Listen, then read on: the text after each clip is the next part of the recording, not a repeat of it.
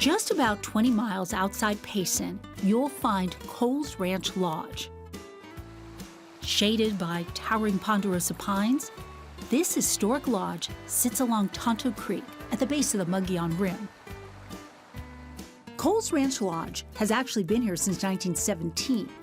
It was originally a cattle ranch, a working cattle ranch. But hospitality is just as much a part of its history. It was the central meeting location, so the Kohls family decided to make it into a lodge to accommodate people and families from surrounding areas that would travel here. More than a century later, visitors are still drawn to the rustic charm and creekside beauty of today's Kohls Ranch. Kohls Ranch Lodge is situated on 10 acres.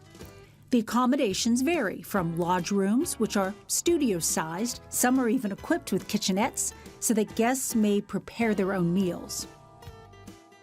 Or you can let the Zane Gray Steakhouse here on the property do the cooking for you.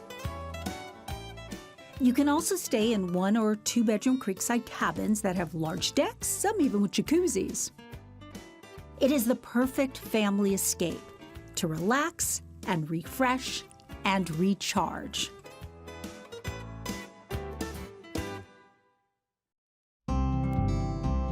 When you're in Payson, or driving through on your way back from Strawberry or Pine, there is one stop you need to put on your bucket list.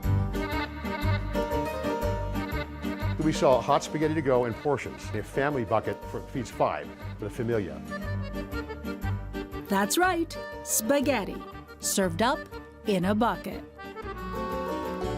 By the Bucket is the brainchild of Brett DaCosta. The single dad came up with the idea while trying to fix economical meals for he and his son. When you make a pound of spaghetti, it would turn into like 2.5 pounds. So I soon realized we were throwing spaghetti away. And I just jokingly referred to Sam one day. I said, hey, if we could sell our leftover spaghetti, we could make buckets of money. And that's pretty much where the whole thing started. So I bought a bucket and filled it with water and let it sit for 3 days, and it held, and I thought, heck, I'm onto something. And Brett's filled a lot of buckets since opening in 2018. We've sold enough spaghetti to wrap around the world 1.5 times, 29,400 miles of spaghetti. Spanning the globe with 0 advertising. It's all word of mouth. You can order different sizes, of course. The Bambino is a single serving. The Mezzano is a pound of spaghetti and will easily serve 2, while the Familia will feed a family of 6. Then we sell meatballs a la carte. They're big 2-ounce meatballs. They're made out of pork, beef, ricotta, and Romano cheeses. On my bucket list tonight is probably a medium bucket, a middle bucket. We're only feeding 2, and a couple meatballs and some bread. Garlic bread, toasted to order. Watch as it turns a golden brown with some garlic butter and garlic salt, finished off with a little parsley. Meatball subs, bodaciously delicious meatball subs, cold drinks, and cheesecake and cheesy bread. That's the entire bucket list right there. The name By the Bucket brings people in, but the food brings them back.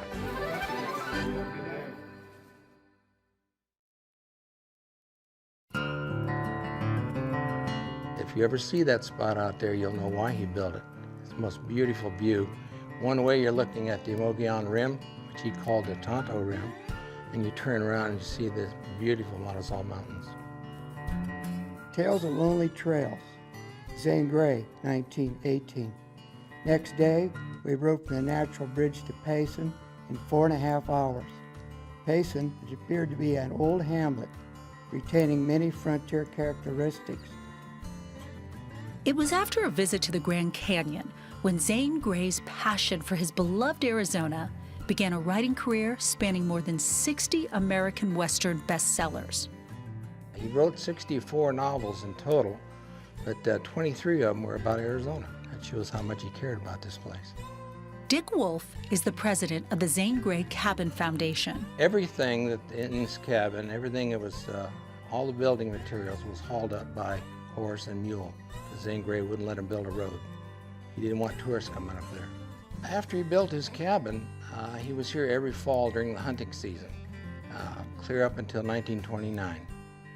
He had a great love of hunting and fishing, and he just loved to write about the West, so you can't do that from a New York dentist's office.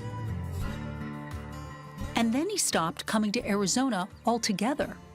1929, he got crossways with the Game and Fish Commission because he wanted to shoot a documentary about bear hunting, and the season had changed. So he appealed to the governor, he appealed to the Game and Fish Commissioner, and they held a hearing and would not yield, would not let him do it, and he got very angry. He did have a short temper, and he left Arizona and vowed never to return, and he never did. Gray died in 1939 at age 67, and his cabin fell into disrepair. It was eventually restored, but sadly burned to the ground in the 1990 Dude Fire. We wanted a place to house the historic artifacts of Zane Gray and take advantage of his name, which is still magical worldwide.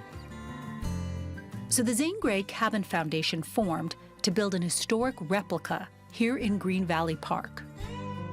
The piano is original, the saddle over by the front door is original. And of course, there's a replica of his writing chair. Zane Gray was very descriptive in his writing. And if you've lived here for any length of time, you can read his book, and all of a sudden it dawns on you, I know exactly what he's talking about, and where he's talking about. These are exciting books to read. I don't care how old you are.